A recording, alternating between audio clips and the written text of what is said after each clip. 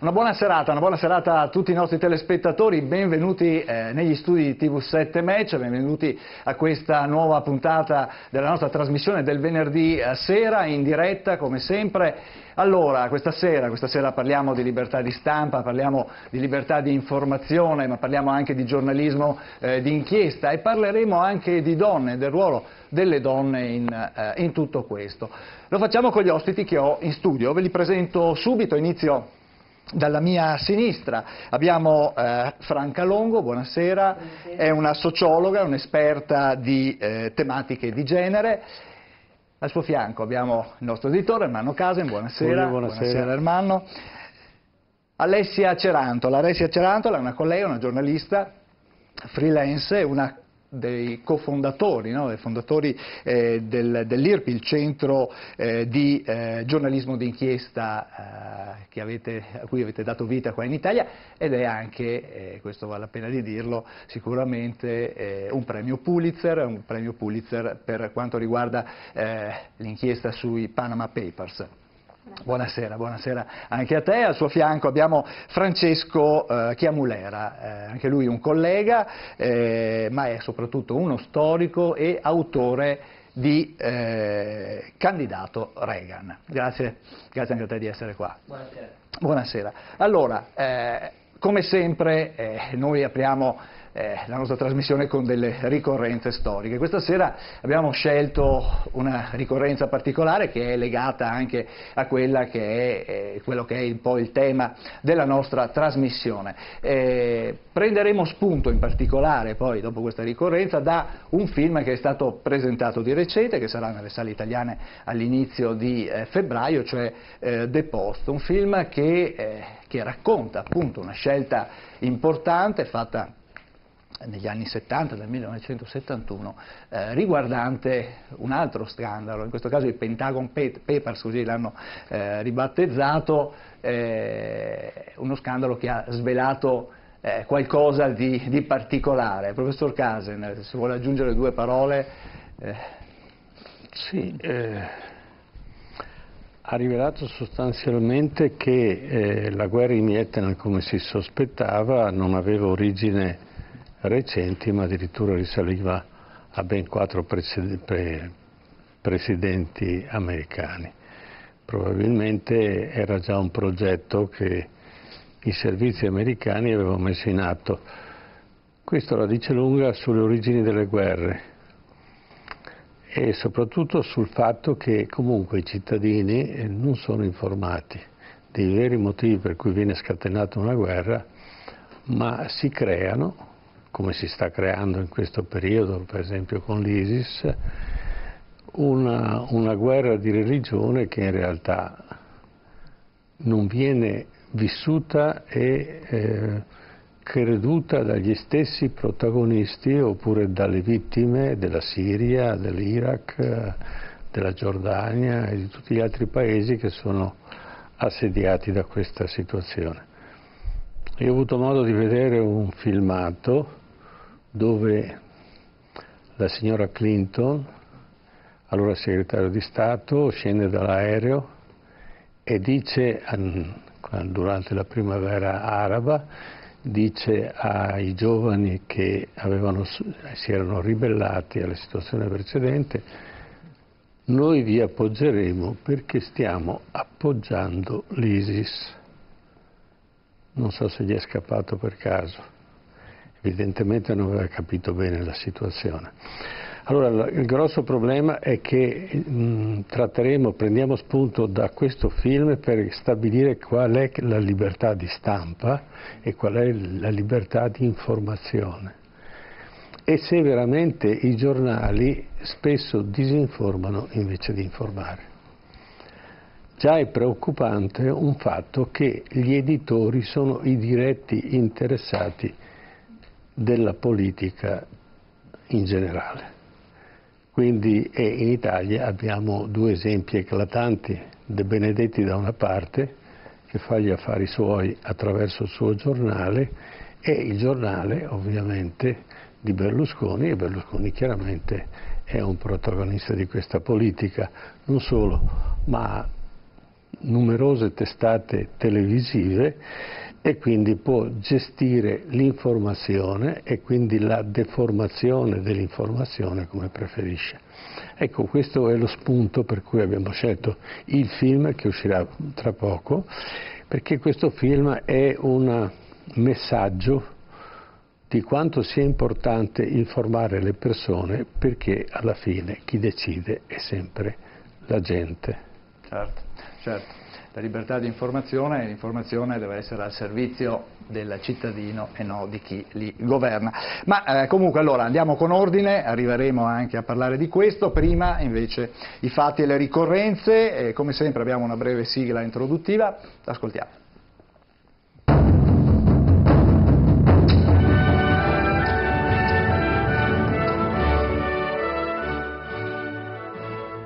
Memorandum, storia e memoria. 15 gennaio 1973. Il presidente americano Nixon ordina la sospensione delle azioni offensive contro il Vietnam del Nord.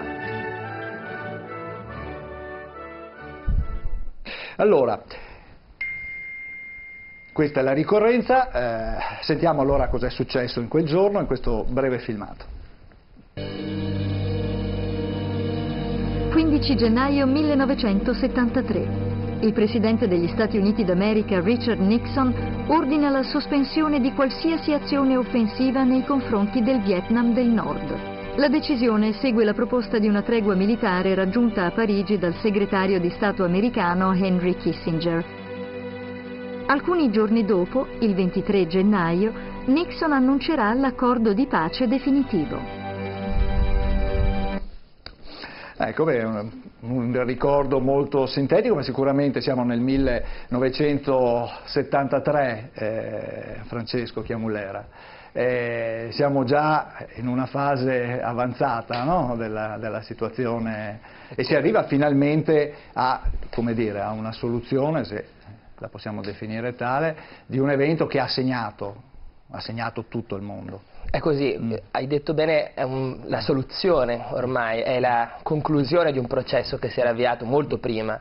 La vicenda che è stata ricordata giustamente da voi si conclude tra il 73 e il 74 e sappiamo poi che sarà proprio un'inchiesta di nuovo di giornalisti del Washington Post, che erano Bob Woodward e Bernstein, a denunciare un'altra questione importantissima, che era quella dello spionaggio di Nixon su il quartier generale del Partito Democratico, ma è un'altra storia, no? come si suol dire. Nel 73 si arriva però alla conclusione, all'inizio della conclusione, all'inizio della fine di un processo storico, quello del Vietnam, che era iniziato evidentemente molto tempo prima, siamo negli anni 50, e come è stato da poco fa ricordato, effettivamente quello che sta emergendo, e non poteva che essere così, perché la storia poi mano a mano che si sviluppa e che la si rilegge, rivela tutti i suoi lati più luminosi e quelli più oscuri.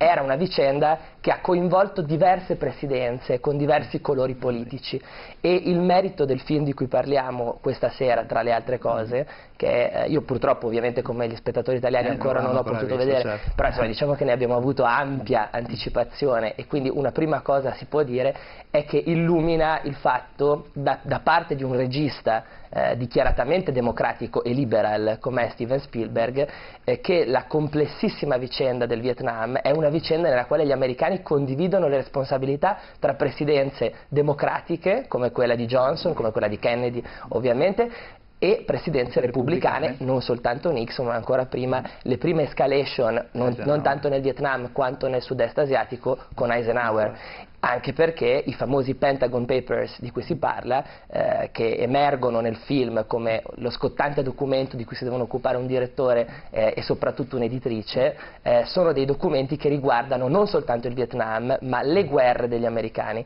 il loro coinvolgimento in teatri dove a volte, come nel Vietnam, i presidenti già sapevano che l'esito poteva essere l'esito di una sconfitta americana, e allora perché mantenere i soldati lì e addirittura aumentare l'invio delle truppe, aumentare le truppe sul campo? Ecco, questa è la domanda che viene posta. Questo è anche il grande interrogativo che ancora è sospeso sulla gran parte dei conflitti, perché è ovvio che quando uno ha una speranza di vincere, di poter sopraffare l'avversario, come è stato il caso in assoluto più grande del coinvolgimento degli Stati Uniti, quello della Seconda Guerra Mondiale, la guerra assume un significato di guerra giusta, lo metto tra molte virgolette, perché dovremmo interrogarci se la guerra mai possa essere giusta, ma questa è un'altra questione. È difficile dire che una guerra è giusta quando sai, come rivelavano quelle carte, che tu sei destinato a perdere, che in quel teatro comunque perderai, eppure la tua permanenza è in quel momento per mantenere una posizione. Questo è quello che rivelavano quelle carte e questo è quello che meritoriamente Spielberg racconta adesso con una nuova grande storia americana. Un'ultima cosa, Spielberg fa con questo un'operazione bellissima perché aggiunge un tassello a una sua speciale pedagogia sugli Stati Uniti, una sorta di rilettura della storia americana. L'aveva fatto in tempi di Obama, di presidenza Obama, con Lincoln, un film su Lincoln, e adesso non a caso forse nell'era di Trump lo fa con i Pentagon Papers. Certo. Alessia, in questo caso l'importanza di una stampa attenta, di una stampa che è capace di scavare e di avere anche le fonti che danno, no? Anche una stampa coraggiosa, perché comunque si tratta di prendere per le mani dei documenti di cui non si sapeva immediatamente quale fosse stato il valore. Comunque c'è stata una valutazione, c'è stata un'attentissima e diciamo molto dedicata analisi da parte dei giornalisti che si sono chiusi per mesi anche nelle stanze di un albergo, tra l'altro per evitare di essere sorvegliati o comunque seguiti dai servizi nella loro analisi, e c'è stata anche quindi la scelta più coraggiosa è stata proprio quella editoriale, cioè quella di intanto decidere di dedicare delle figure giornalistiche, no? Quando noi siamo abituati ormai nelle redazioni a dover fare tutto quanto in brevissimo tempo, per ieri, no? Come si dice spesso, quindi con tempi molto brevi. In questo caso c'è stata la scelta molto coraggiosa da parte dell'editore di dare la possibilità a dei giornalisti di dedicarsi interamente alla verifica di questi documenti per poi capire quale fosse il contenuto, ma soprattutto c'è stata anche l'intuizione nel capire che questa poi sarebbe stata un'inchiesta che avrebbe cambiato le sorti degli Stati Uniti, e così è stato. Insomma, comunque, questo è stato, credo, dal punto di vista editoriale, insomma, l'aspetto più interessante, appunto quello di investire, decidere che il giornalista avesse ancora questo ruolo completo e gli sono stati dati gli strumenti per farlo. Ecco perché per noi, quando ci siamo occupati appunto dell'inchiesta poi Panama Papers, appunto quella uscita lo scorso anno, nel 2016, la scelta di dare il nome Panama Papers è derivata anche dal Pentagon Papers, no? Per un po' ricordare ovviamente rievocava un po' il lavoro che è stato fatto poi successivamente. Comunque ecco, questo credo sia uno degli aspetti più interessanti del lavoro che hanno fatto questi straordinari giornalisti che poi hanno portato a questa rivelazione dei Pentagon Papers. Certo. Professor Kasen, allora il Vietnam verso la pace, Nixon arriva a questa soluzione, diciamo, a questa decisione, si è trovato nella situazione di doverlo fare. Beh, lo deve fare per tanti motivi, prima di tutto perché ormai la gioventù americana non ha capito che quella guerra è inutile. Hollywood aveva fatto una serie di film, tra i tanti c'è uno di John Wayne che inneggiava alla guerra in Vietnam, quindi era un eroe che andava in guerra in Vietnam per liberare il mondo dal comunismo. Ora, il comunismo si sa, quello oggi, meno di una volta, che cos'era, e sicuramente non era una cosa facile, ma si diceva che se non si andava in Vietnam il mondo sarebbe crollato sotto il peso del comunismo, cioè sembrava che il Vietnam fosse l'epicentro dell'espansione del comunismo, e lì fu perpetuata una guerra, perché gli americani con la prima guerra mondiale, ma poi successivamente con la seconda guerra mondiale, scoprono l'economia di guerra, cioè quanto rende la guerra ad uno Stato, soprattutto quando lo Stato che fa la guerra non viene coinvolto territorialmente. Gli americani non sono oggetto di belligeranza, salvo un Pearl Harbor un po' creato ad arte, ne abbiamo parlato nelle volte precedenti, e uno dei fautori dell'economia di guerra è Roosevelt, in parte costretto, ma comunque la crisi del 29 si risolve con la seconda guerra mondiale negli Stati Uniti, questo è un dato di fatto. Ma Eisenhower capisce che questo è un'economia di guerra, perché Eisenhower era un grande generale, ma sapeva anche gestire l'aspetto economico della guerra, dosare la guerra in maniera che potesse rendere economicamente una guerra che poteva finire molto prima, la seconda guerra mondiale, ma che viene allungata perché gli alleati, Stati Uniti e Inghilterra, non si impegnano più di tanto nella guerra. Ma ci sono vari altri motivi, non potevano impegnarsi troppo, se no avrebbero squilibrato il fronte della Russia. Era interesse degli Stati Uniti che la Germania si scontrasse fino all'ultimo con la Russia, perché ambedue ne ricevessero il maggior danno, e quindi se noi rivisitiamo l'invasione americana e inglese vediamo che le grandi battaglie non ci sono state. È stato un grande sbarco, sono state le battaglie delle Ardenne, ma tutto sommato rispetto al fronte russo che conta decine di morti, tutto sommato non è stato un grande fronte di aggressione. E Eisenhower come presidente è quello che crea la situazione verso Oriente, quindi abbiamo una guerra prima in Corea che continua, non è mai finita, le guerre difficilmente finiscono al momento in cui si dichiara la pace, poi ci sono tutte le conseguenze. E poi la guerra in Vietnam, che è un'occasione per poter scatenare un conflitto che a un certo punto diventerà controprodduttivo per gli Stati Uniti e dovranno fermarsi.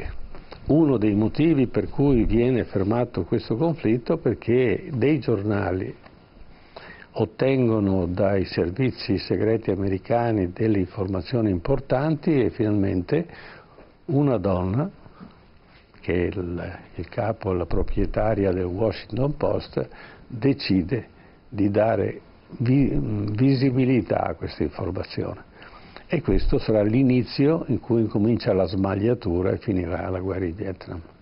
Certo. Franca Longo.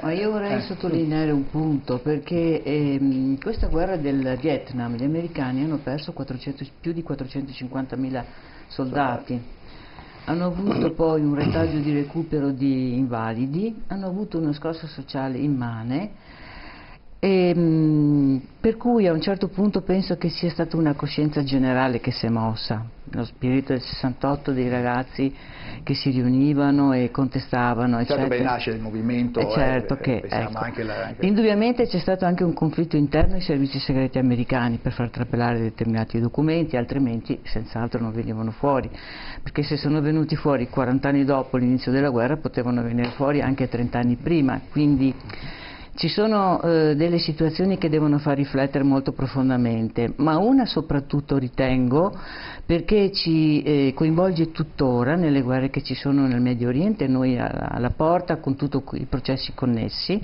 che è la questione della democrazia. Qui noi facciamo dei grandi ragionamenti, parliamo di paesi democratici, però il concetto della democrazia era già stato messo in crisi nel 29. Vorrei far sottolineare che la crisi del 29 era nata proprio perché la questione della rappresentanza era in mano della rappresentanza ai congressi, al Parlamento, era in mano all'elite, e le persone normali, la cittadinanza, non avevano propri rappresentanti.